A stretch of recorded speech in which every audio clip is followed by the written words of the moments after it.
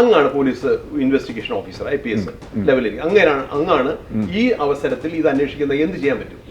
ഈ ഉണ്ണികൃഷ്ണനെ മുരാരി ബാബുവിനെയൊക്കെ അറസ്റ്റ് ചെയ്തിട്ട് എന്തിനാണ് ഇത്ര വെപ്രോളപ്പെട്ട് അറസ്റ്റ് ചെയ്യുന്നത്? Is arrest mandatory four A conviction? ഇല്ല, ഒരിക്കലും അല്ല. പിന്നെ വേണമെങ്കിൽ അറസ്റ്റ് ചെയ്തോളൂ.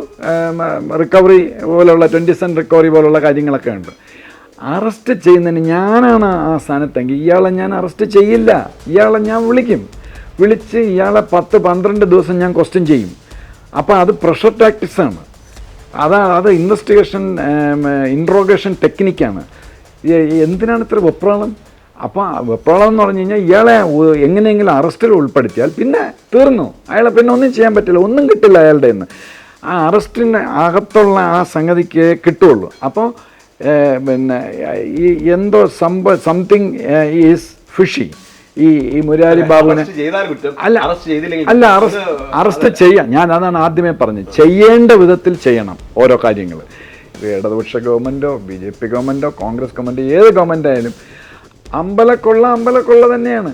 ഇന്ന ഗവൺമെൻറ് ഭരിച്ചെന്നും പറഞ്ഞ വ്യത്യാസം വരും. അമ്പലക്കൊള്ള looting of the first order ആ രീതിയിൽ ചെയ്ത പെർപ്പട്രേറ്റേഴ്സിനെ ഞാൻ ഈ പറഞ്ഞ പോലെ ആദ്യം ഞാൻ വിയോജിക്കുന്നത്, ഇവരെയൊന്നും ബന്ധപ്പെട്ട് അറസ്റ്റ് ചെയ്യേണ്ട കാര്യമില്ല. You call him, interview him for days together and apply pressure.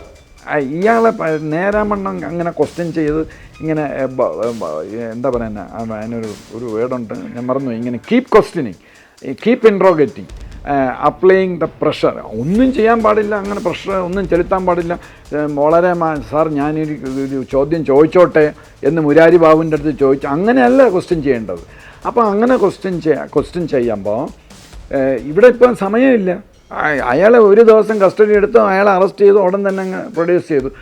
Remand ചെയ്ത് കഴിഞ്ഞാൽ പിന്നെ അങ്ങനെ രക്ഷപ്പെട്ട് അഡ്വക്കേറ്റ് പറയും ഇവിടെ ഇനി ഒന്നും പേടിക്കണ്ട, അവർക്ക് ഇനി ഒന്നും ചെയ്യാൻ പറ്റില്ല എന്ന് പറയും. അപ്പം ഇയാളെ ഒരു 10 ദിവസം ക്വസ്റ്റ്യൻ ചെയ്തിട്ട് ഒരു ദിവസം അപ്രതീക്ഷിതമായി 11ാമത്തെ ദിവസം ഇയാളെ അങ്ങ് അറസ്റ്റ് ചെയ്യുക. അതായിരുന്നു ചെയ്യേണ്ടിയിരുന്നത്. ഞാനങ്ങനെ ചെയ്യുമായിരുന്നു. അത് ചെയ്തില്ല. അത് നമ്മുടെ ഇൻവെസ്റ്റിഗേഷനെ ബാധിക്കും. ഹൈക്കോടതിയുടെ നിരീക്ഷണത്തിലാണ് നടക്കുന്നതെന്നുള്ള കാര്യം അങ്ങ് വിസ്മരിക്കരുത്. ചന്തുവിന് അതിനെപ്പറ്റി അറിഞ്ഞുകൂടാത്തതാണ്. ഞാനത് വീണ്ടും പറയുകയാണ്, ബഹുമാനപ്പെട്ട ഹൈക്കോടതിക്കും സുപ്രീം കോടതിക്കും ഇതിനകത്തൊന്നും ചെയ്യാൻ പറ്റില്ല. ഇതേപോലെ ഞാൻ കസേരയിലിരുന്ന് ഇങ്ങനെ നിരീക്ഷിക്കാനേ പറ്റൂ. No judge can say you do that, do this, you question that fellow, you don't question that fellow എന്ന് ഒരു ജഡ്ജിയും പറയില്ല.